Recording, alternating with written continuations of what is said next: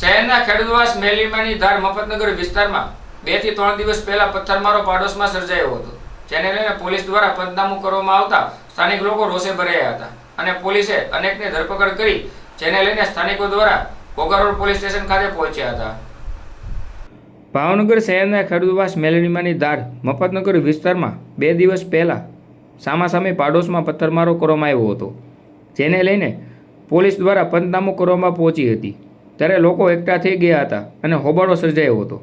બાદમાં પોલીસે અનેકની ધરપકડ કરતા બાદ સ્થાનિક લોકો ઘોઘા રોડ પોલીસ સ્ટેશને પહોંચ્યા હતા, જ્યારે શાંતાબેન કેશુભાઈ ચુડાસમાનું કહેવું હતું કે મારો છોકરો નિર્દોષ છે, શું કહે છે તે સાંભળો। ઓકે, તમારું નામ?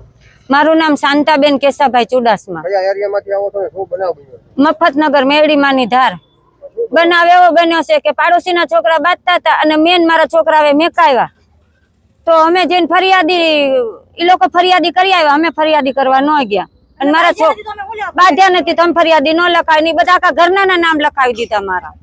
અને રઘુભાઈ એમ કે પૈસા દે ને તો તારા છોકરા છોડું, નકર ન છોડું।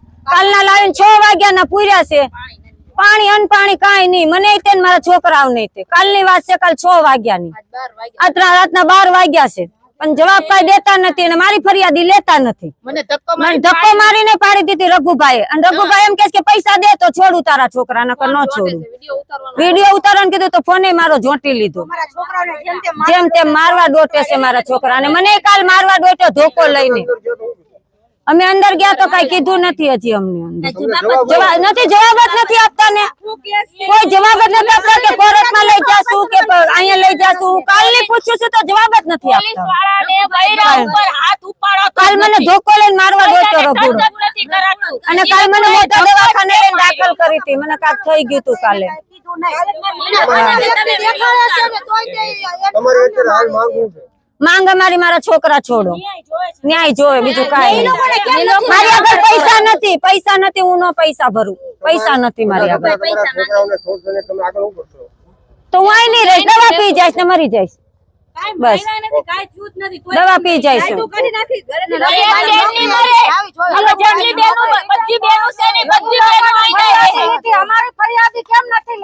કાલની વાત છે, કાલની ફરિયાદ